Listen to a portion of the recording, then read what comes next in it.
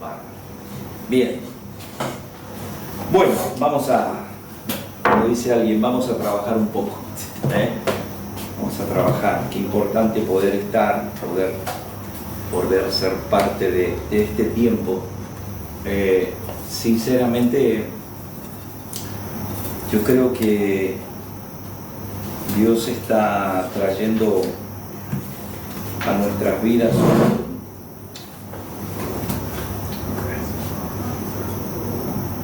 no digo un entendimiento, sí, sino el poder ir teniendo un poco más de efectividad en lo que vamos a hacer. Y eso uno lo celebra porque es tan fino hay veces lo que nosotros queremos hacer con lo que Dios quiere hacer, en donde nos pueden llevar muchos años, muchísimos años de vida, y no identificar que quizás se parece a lo que Dios quiere pero no termina de serlo, ¿no? Imagínense a esta altura de nuestras vidas lo que Dios nos está hablando y podría decir la poca efectividad de la iglesia como una expresión de gobierno, ¿sí? en la tierra. O sea, se ve todavía muy lejano eso, muy frío, si bien Dios lo puede hacer, pero no va a ser hasta que no haya una generación con un fundamento claro. Lo decíamos días atrás, si Dios va a moverse a una nueva dimensión de su propósito, siempre su propósito, ¿no?, de darse a conocer, si Él se va a mover a una nueva dimensión, primeramente va a necesitar una generación con un fundamento firme, constitucional, y no con una generación llena de emociones, porque será imposible. Dios no se establece por emociones, Dios se constituye por gobierno, por legalidad. Entonces, por eso es que para que Dios haga ese paso, tiene que haber ese fundamento. Y creo que estamos encontrando la línea de eso, de ese orden, de esa legalidad. Pero también creo que si hemos creído a algo, ¿sí?, y es esto a Dios, en su realeza, en su omnipotencia, en todo lo que sabemos de Dios, yo creo que le vamos a tener que dar tiempo, decíamos, a ese conocerle más, ¿no? Porque si hemos creído, creo que tiene que ser con contundencia, tiene que ser de una manera bien constituida en nosotros el creer en Dios y el por qué creer en Dios. No puede ser simplemente una emoción, ¿sí?, algo que me gustó, algo que me sirvió, sino que algo que me establece y me direcciona a la vida que tengo por delante. No es que solamente toca un área de mi vida en donde me siento bien ahora, pero todo el resto va por otro carril. Todo tiene que ser alineado en Dios, y para eso viene el Evangelio. Entonces hablamos de darle tiempo de gestión. Decíamos que para ese tiempo de gestión, necesitamos entender de qué se trata el Evangelio. Y esto quizás lo hemos nombrado muchas veces, el entender el Evangelio. Pero yo creo que en esta noche vamos a tener una perspectiva muy clara y muy contundente del Evangelio, de lo que el Señor vino a establecer, ¿sí?, a través de su venida a la tierra entre los hombres. Decíamos, y habíamos dado un inicio en la escuela de vida, y casi lo voy a repetir literal porque no es para nada desperdiciable, al contrario. Génesis 1, versículo 27 y 28. Si alguien lo puede leer, pues mis letras son muy chiquitas. Si lo puedo leer, lo leo. Sí. Lo tengo. Dice: y los bendijo Dios y les dijo: fructificad, multiplicad, llenad la tierra, sojuzgadla y señoread en los peces del mar, en las aves de los cielos y en todas las bestias que se mueven sobre la tierra. Bien, ahora, decíamos que todo lo que Dios crea por su naturaleza es perfecto. Dios no podría crear nada imperfecto, ¿sí? Podemos decir, no le saldría. Entonces, cuando Él crea al hombre, y todas las cosas, pero cuando crea al hombre, lo crea perfecto, lo crea en una perfección.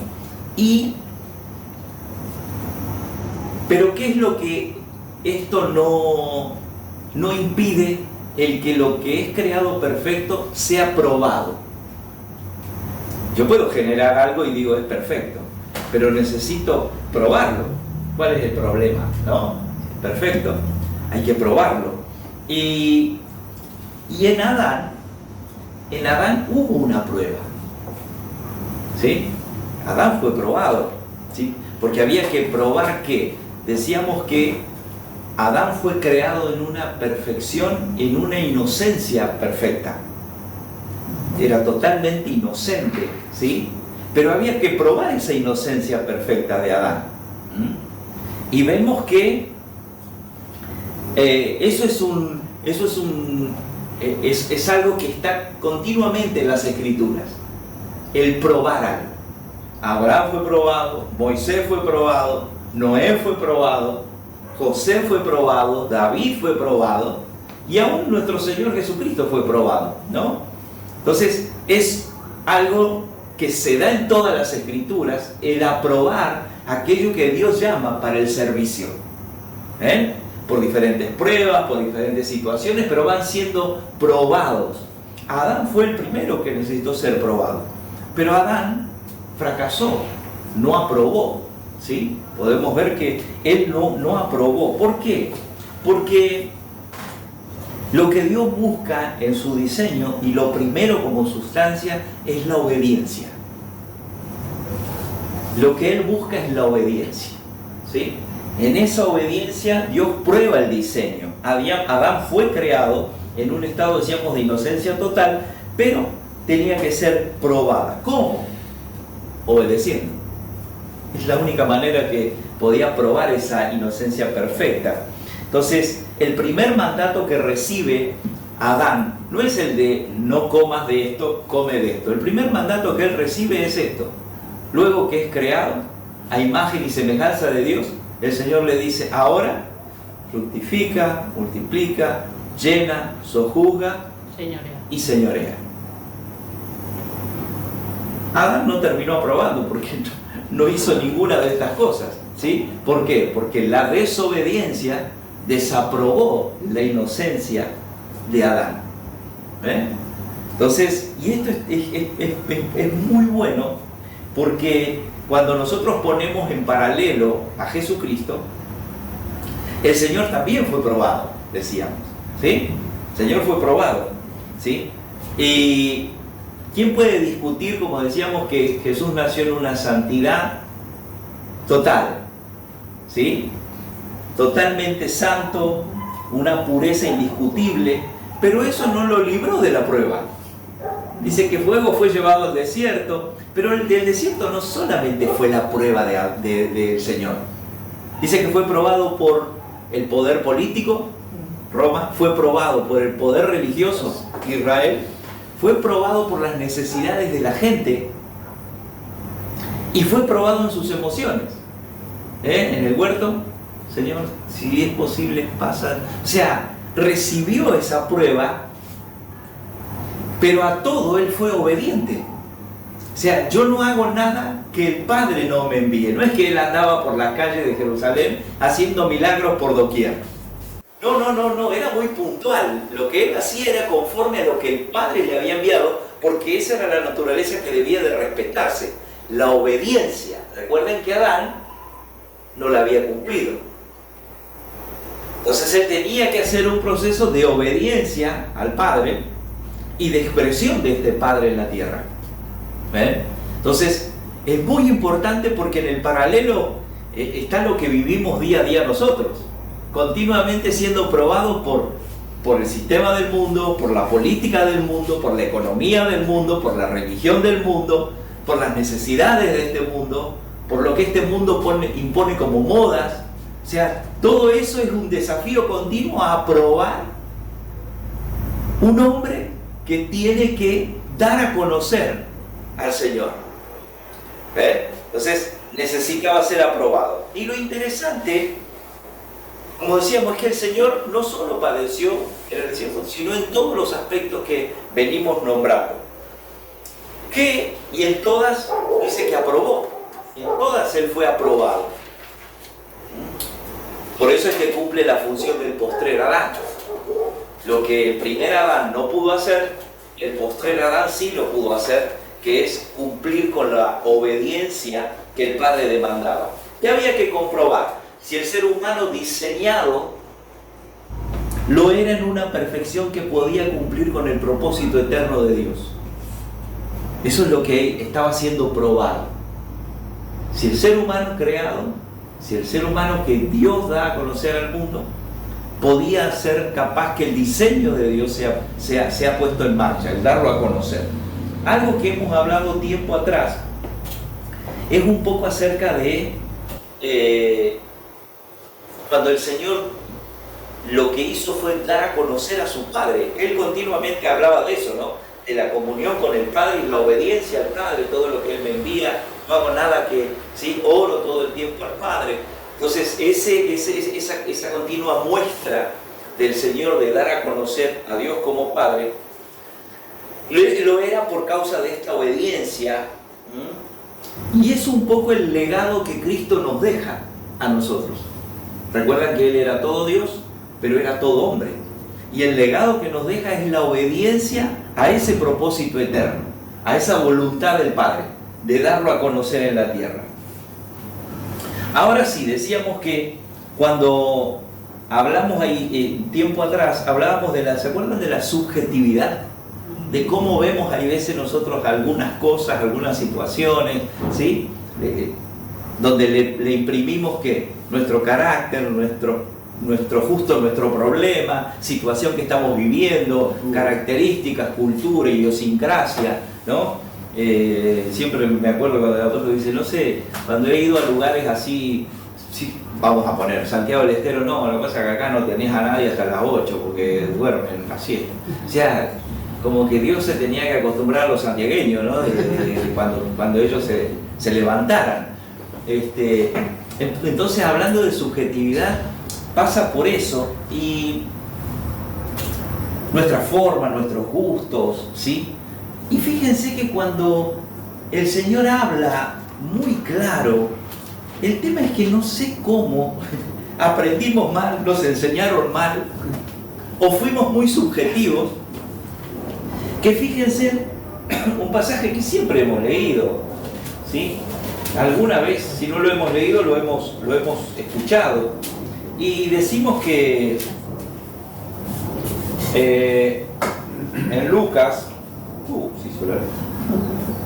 4:43, en Lucas, vuelvo a esto muy conocido, y dice, pero Él les dijo, esto es el Señor, es necesario que también a otras ciudades anuncie el Evangelio del reino de Dios, porque para esto he sido enviado. ¿Cómo puedes localizar a alguien usando su teléfono? Por ejemplo, si tu hermano llega tarde. Él dice, yo he venido, o sea, necesito ir a otras ciudades, les estaba hablando a los discípulos, necesito ir a otras ciudades a predicar, a dar a conocer el Evangelio del reino de Dios. Muy importante, muy importante. Dice que el Señor fue claro a qué había venido, y es muy interesante con el mandato que le hace a Adán el Señor al principio. Es muy interesante, ¿por qué? Porque conecta, porque le dice, fructifica, multiplica, llena, sojuzga y señorea. ¿Qué es lo que nosotros notamos acá? Que fue una encomienda, o sea, no mandó a, bueno, fíjate qué le vas a dar de comer a los animalitos, fíjate cómo vas a cuidar las plantas, sino que le dio un mandato gubernamental. O sea, no le dijo cualquier cosa. Le dijo todo esto sobre la tierra. Se señorea, sojuzga, multiplica, gobierna, llena. Sobre la tierra. Por eso es que lo que le estaba dando era una encomienda gubernamental. ¿Por qué? Porque Adán, en realidad, fue puesto como un hombre de Estado. O sea, no es poca cosa. Adán fue puesto como un hombre de Estado. O sea, cuando hay alguien en un gobierno que nombra a un hombre de Estado y lo pone en una nación, lo pone como canciller, lo pone como embajador, esa nación está apoyando el envío y lo que va a actuar en esa representatividad que va a producir. No es cualquier cosa. Entonces Adán fue puesto como un hombre de Estado en ese tiempo en el Edén. Ahora, por eso es que cuando Jesús estuvo entre los hombres, ¿qué predicó? El Evangelio del Reino. No predicó cualquier evangelio, predicó el evangelio del reino de donde él venía, de donde él estaba sujeto, ¿sí? Él también fue enviado como un hombre de Estado a representar el reino al que pertenecía. ¿Ven? Entonces, ¿esto qué nos deja ver? Que él era perfecto en obediencia, esto es, Cristo. Sabía que el evangelio del reino no tenía como foco principal la domesticidad de los humanos. Por eso es que él no es que hacía cosas por doquier. Esto de hacer milagros, prodigios. No. Eran un envío gubernamental. A esto y a esto. A lo que le envió el Padre, él producía. Pero el foco no estaba en los problemas domésticos de la gente. Si bien dosificaba eso, pero no era el foco de él. Él vino a predicar el Evangelio del Reino. Los parámetros, los dictámenes que se establecían de donde él venía, ¿sí? Eso es lo que él venía a producir. Ahora, cuando iniciamos nuestro camino en la fe, y nos quedamos, fíjense, porque acá está un poco el nudo de esto. Cuando nosotros comenzamos a caminar la vida de la fe, muchas veces nos quedamos como un poco escandalizados por los pecados que hemos cometido, ¿no? El no conocer al Señor, ¿sí? Esa manifestación del pecado en nuestra vida, ¿no? Todos esos errores, malas determinaciones, cosas que hemos cometido en la vida. Y es como que uno dice, wow, todo lo malo que hice, y se compunge, se pone como, ¿no? Y se rinde porque dice, wow, el Señor me debe odiar con todo esto que soy. No, uno empieza a subjetivizar lo que para nosotros es escandaloso, ¿sí? Lo que cometimos, que fueron hechos pecaminosos por ahí, sí, desde ya. Ya no tener nuestra vida sujeta a Dios es un hecho de pecado. Ya es parte del pecado que nos gobierna. Entonces, eso, ¿qué es lo que hace? Hace que perdamos de vista esos pecaditos, por así decirlo, no es que tiene un tamaño, el pecado es pecado, pero para ponerle un mote, esos pecaditos que nosotros cometimos nos hacen perder la vista del pecado de alta traición. El pecado de alta traición en el cual nos dejó Adán. ¿Qué nos pasó en Adán? En Adán quedamos ante un pecado de alta traición. Él fue, pero nosotros somos todos simiente de él. Por eso el título. ¿Qué nos pasó en Adán? En Adán perdimos un hombre gubernamental, un hombre de Estado, y con él toda la descendencia. Ese es el tema. Por eso es que el inicio del título es ¿qué nos pasaba? Es por eso que necesitamos, ¿qué es lo que necesitamos? Un sacrificio perfecto que justifique ese pecado de alta traición que cometió este hombre de Estado. No es que ni siquiera nos podemos quedar con que comió del árbol. No, cometió una traición. Desobedeció las leyes del reino que le habían marcado y establecido. O sea, en cualquier lugar del mundo, personas que están a cargo, ¿sí?, o tienen un cargo en el Estado, tienen un juicio, ¿sí? ¿Por qué? Por deshonrar a la patria, por X motivos, contra la nación de la que pertenece. Esto no queda fuera. Esto no queda fuera. Entonces, es por eso que necesitábamos esto. ¿Para qué? Para el pecado de alta traición necesitábamos un sacrificio perfecto. ¿Ven? Se necesitaba un sacrificio perfecto. Ahora, vamos a leer Hechos 2. Hechos 2. También pasajes muy conocidos. ¿Qué pasó después de la cruz, no? Esto es una vez que el Señor resucita. En Efesios 2, del 36 al 38, fíjese lo que dice. 2, sí. Hasta que ponga a tus enemigos por estrado de tus pies. Sepa pues ciertísimamente toda la casa de Israel. Sepa pues ciertísimamente toda la casa de Israel, que a este Jesús, a quien vosotros crucificasteis, Dios le ha hecho Señor y Cristo. Al oír esto se compungieron de corazón y dijeron a Pedro y a los otros apóstoles, varones hermanos, ¿qué haremos? Pedro les dijo, arrepentíos y bautícese cada uno de vosotros en el nombre de Jesucristo para perdón de los pecados y recibiréis el don del Espíritu Santo. Claro, ¿qué pasó?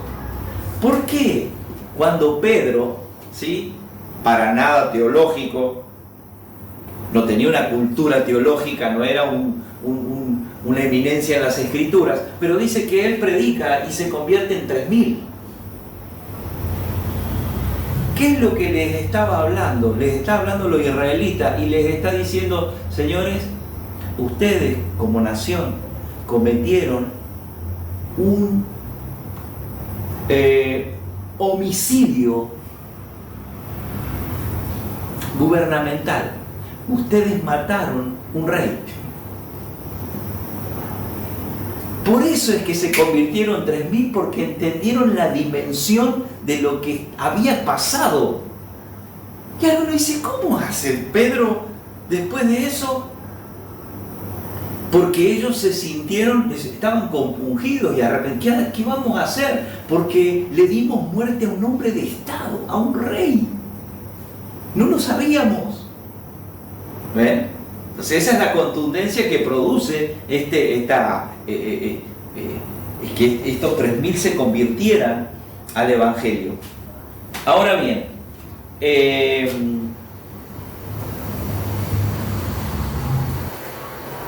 por lo tanto decíamos que la iglesia, y este es el punto, la iglesia es un asunto de Estado. Yo quiero que nos bajemos de lo que para nosotros por muchos años fue la iglesia.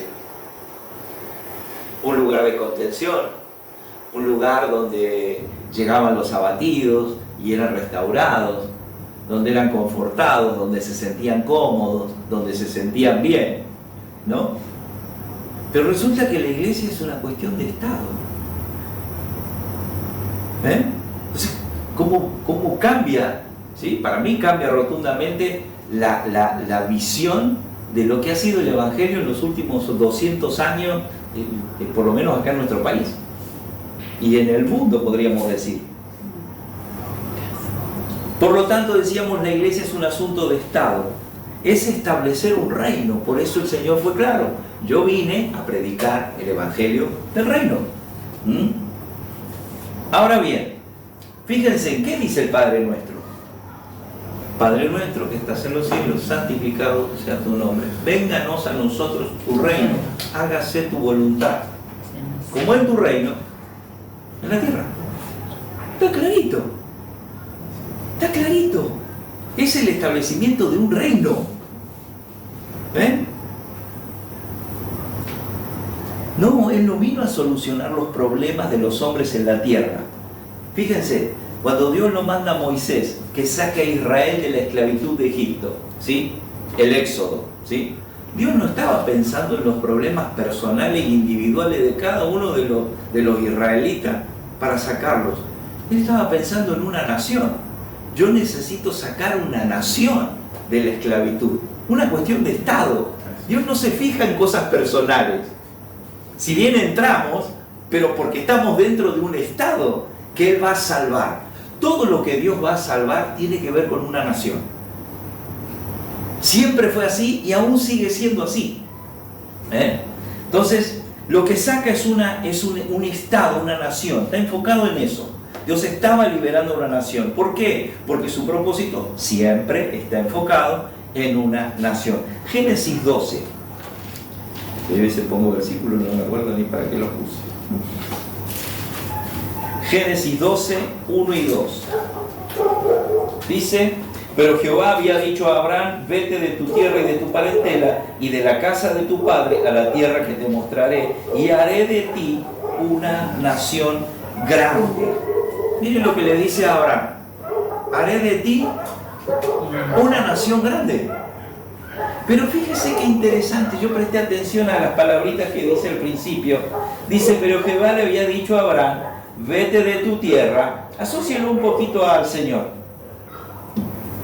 Y de tu parentela, con el papá, y de la casa de tu padre, a la tierra que te mostraré, y haré de ti una nación grande.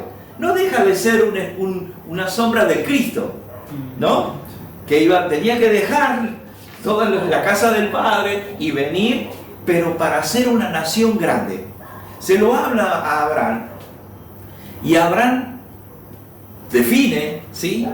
Pero dijimos al principio que todo tiene que ser probado. Todo aquello que va a dar a conocer a Dios necesita ser probado. Dice que Abraham tiene un hijo con Agar, la sirvienta. ¿Sí? ¿Se entiende? Una esclava egipcia. Y ahí nace Ismael. Pero allí Ismael no es un hijo simplemente familiar.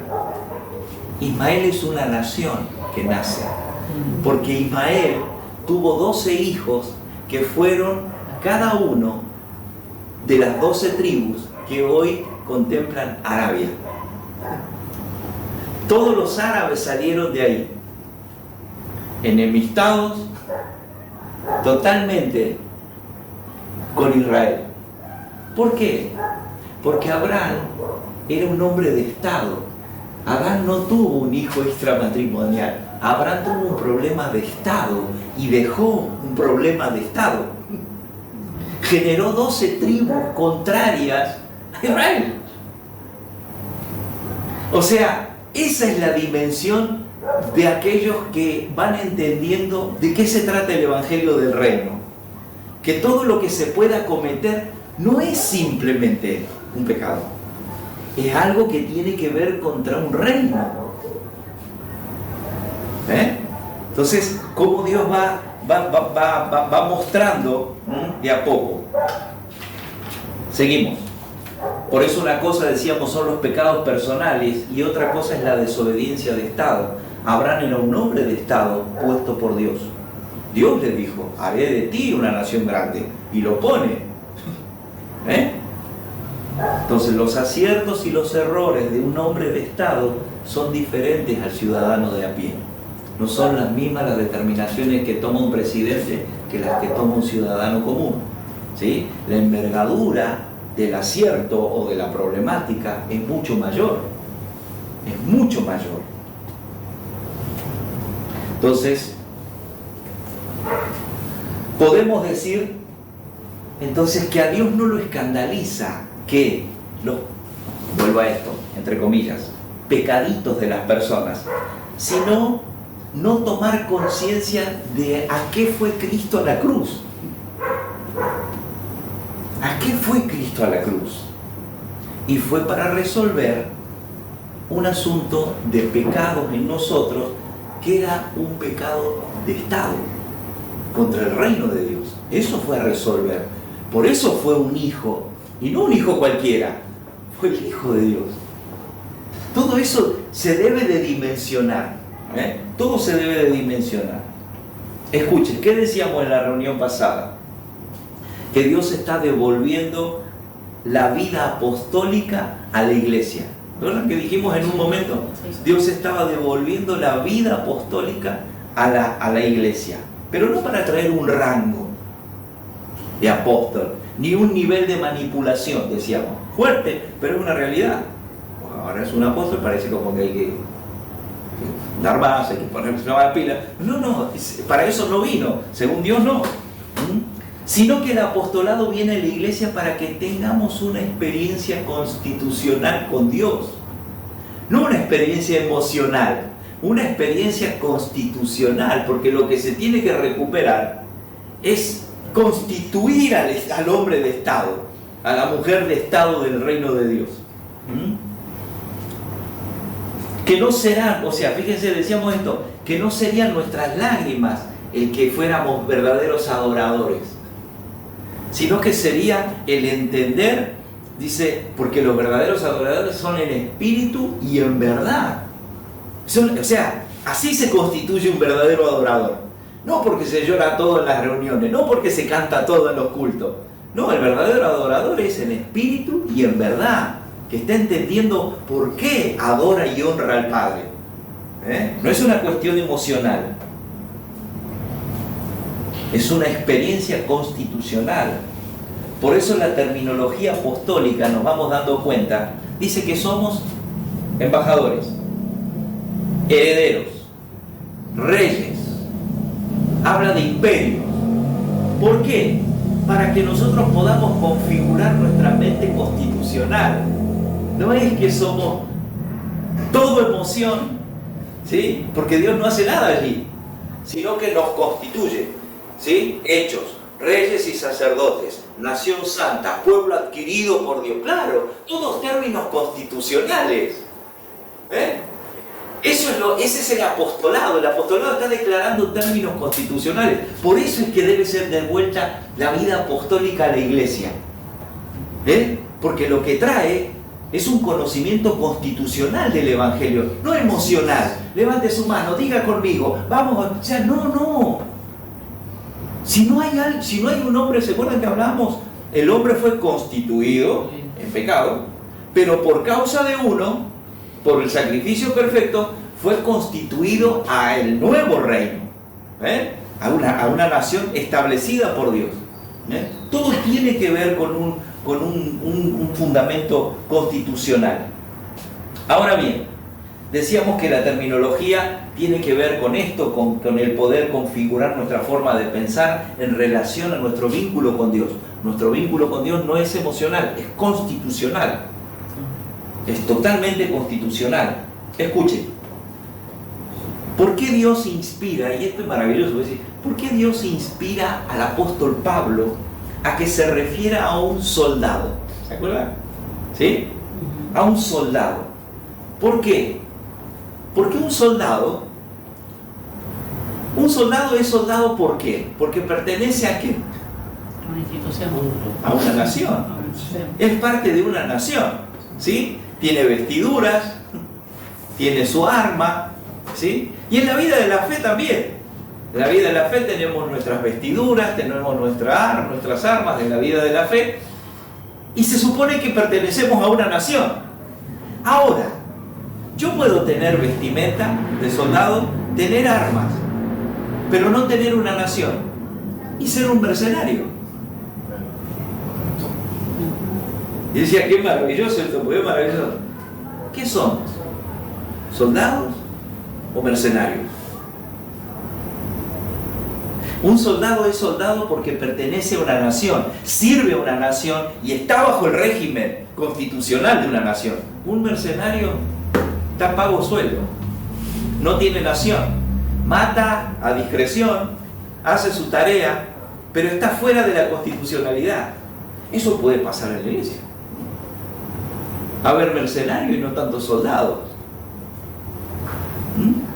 Constitucionalmente, el Señor insta por el Espíritu a Pablo porque sabe lo que le está bajando, porque sabe que tiene que declarar palabras que configuren lo que Dios está requiriendo. Cuando habla de un atleta, imagínense, un atleta se entrena, pero si quiere competir en una olimpiada, o sea, ¿de dónde es usted? Ah, no, yo no tengo nación. ¿A quién representa? ¿A quién representa usted? Porque lo tenemos que anotar, lo tenemos que inscribir. Si usted quiere participar, o sea, por más, o sea, puede ser el mejor, pero tiene que representar, tiene que haber nacido en algún lado. Por eso también lo oíste hablar del atleta, que se prepara, que es consciente, que representa, ¿sí?, a una nación. Entonces, si tengo mente de Estado y me enlisto en la fe, tengo las armaduras de la fe, tengo lo que necesito, como dice 2 de Timoteo 2:3. Fíjese, pasaje también. 2 de Timoteo 2:3. Dice: tú pues sufre penalidades como buen soldado de Jesucristo. ¿Ven? Bien. Sufre penalidades como buen soldado de Jesucristo. Ahora, como decíamos, yo me puedo vestir de soldado, puedo salir a matar gente, ¿sí? Pero si yo eso lo hago sin una nación, es un delito. Ahora, lo que me libra de eso es que yo pertenezca a una nación y tenga que ver con un conflicto en la cual la nación en la que estoy está participando. Eso me da la legalidad de participar, pero soy soldado, no soy mercenario. Ahora, ¿por qué decimos que necesitamos ser una representación en el mundo a través de la nación a la que pertenezco? Porque mi individualidad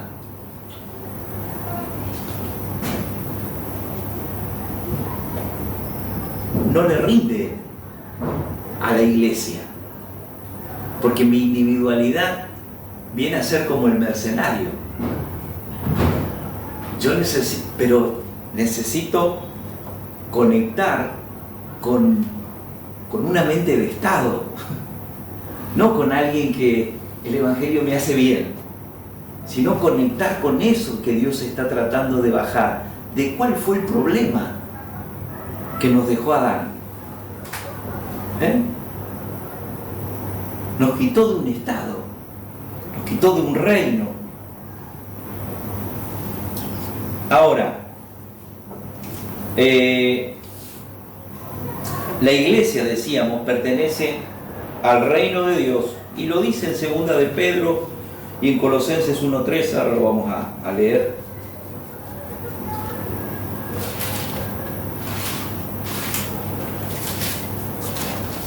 Me perdió Pedro.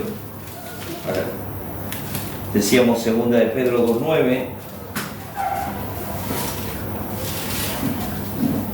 2 de Pedro 2:9, acá está. ¿Sabe el Señor librar de tentación a los pies? No, 2 de Pedro, ¿cómo se llama? Sí, 1 de Pedro, perdón. 1 de Pedro 2:9 dice: mas vosotros sois linaje escogido, real sacerdocio, nación santa, pueblo adquirido por Dios, para que anunciéis las virtudes de aquel que os llamó de las tinieblas a su luz admirable. A vosotros que en otro tiempo no erais pueblo, pero que ahora sois pueblo de Dios, que en otros tiempos no habéis alcanzado misericordia, pero ahora habéis alcanzado misericordia. Colosenses 1:13.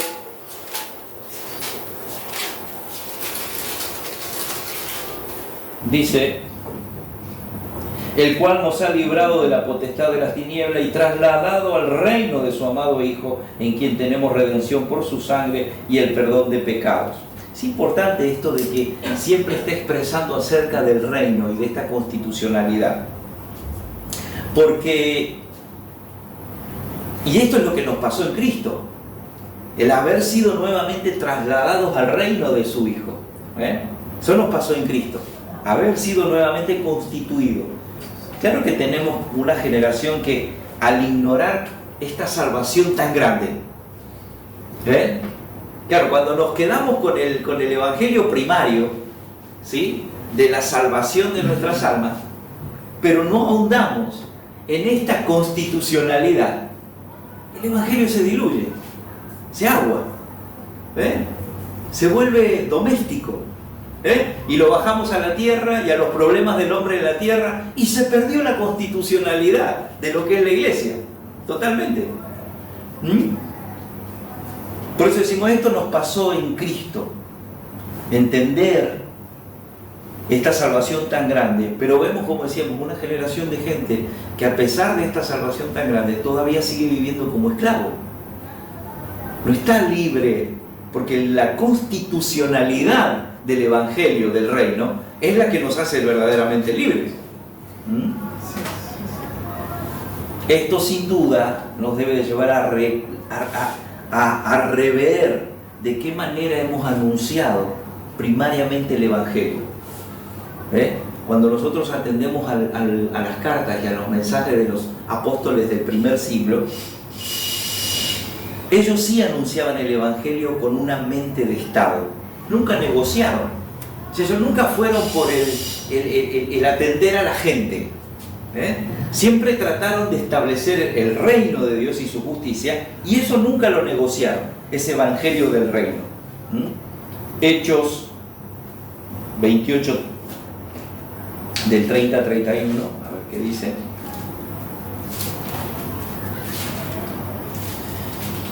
Hechos.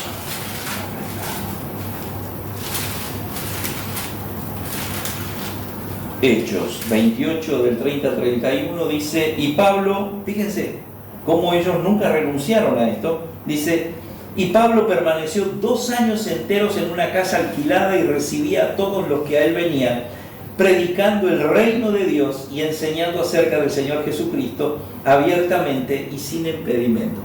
Nunca renunciaron, ellos estaban claros en lo que ellos tenían que predicar, anunciar el Evangelio del reino. Ese Evangelio del reino,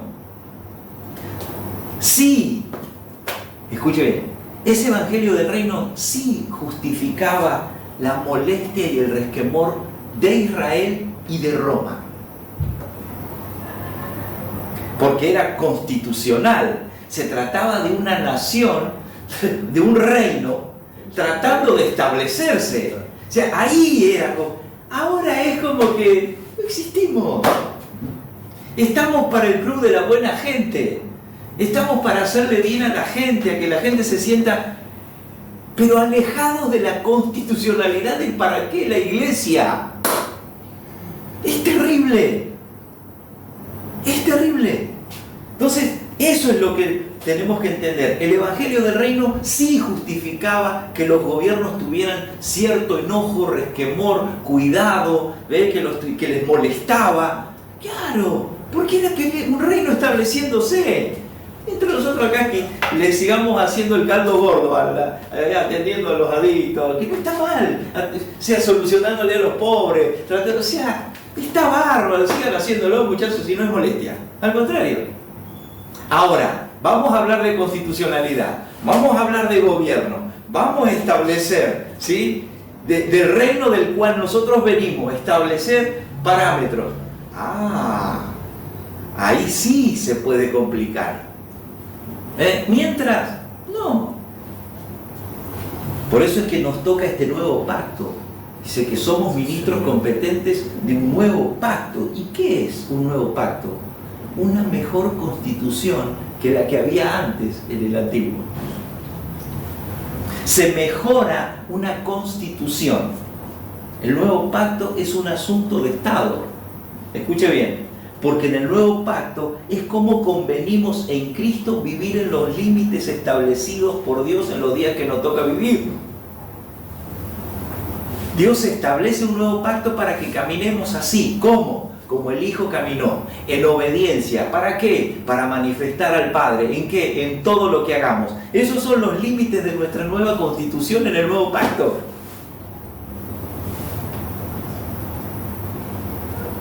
¿Por qué? Fíjense, si nacías en los tiempos de Noé, ¿cuáles eran los límites para estar vivo? El arca. ¿Quiénes se salvaron? Los que estaban en el arca. Ese era el límite. Según el tiempo de nacer en el que nos toca, necesitamos ver dónde es el perímetro. Hoy en la iglesia es la expresión del cuerpo de Cristo. eran los límites. Por eso siempre la opción es dual, ¿no?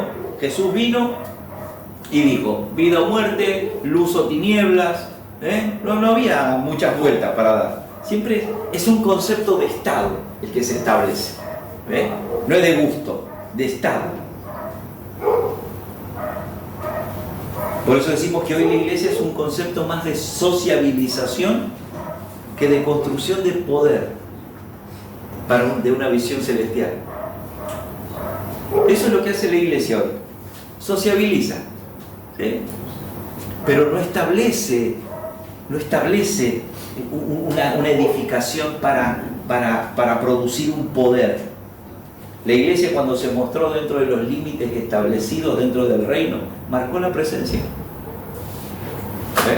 Cuando los apóstoles impartían la doctrina, la sana doctrina, ahí la iglesia tuvo presencia.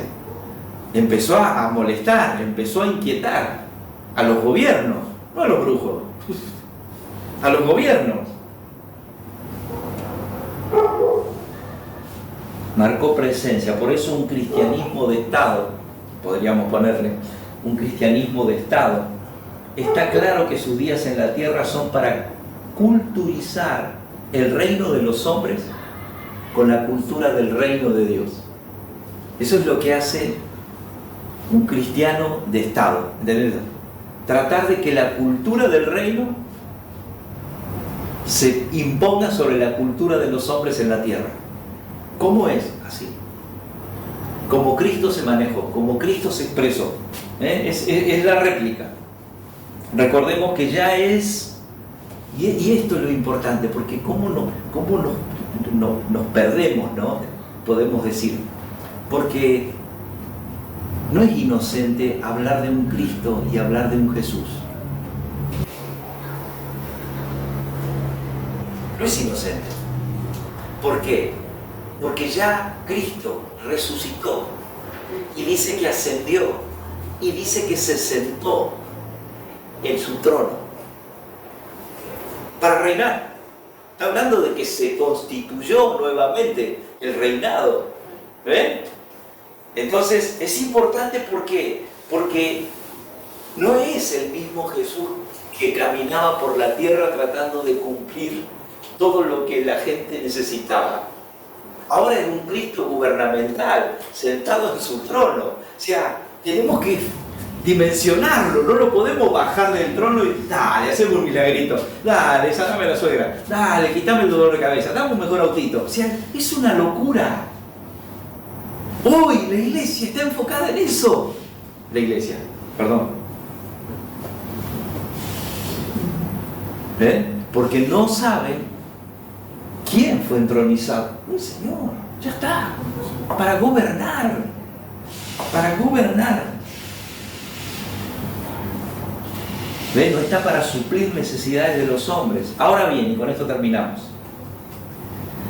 Antes que esto se establezca en las naciones, como decimos, esto que hablamos, esto de entender el que Dios nos constituye como hombres y mujeres de Estado para representar al Estado del reino de Dios, que eso toma toda dimensión, o sea, uno va entendiendo, wow, pertenezco a un Estado, sí, pertenezco a un reino, sí, ¿quién es mi rey?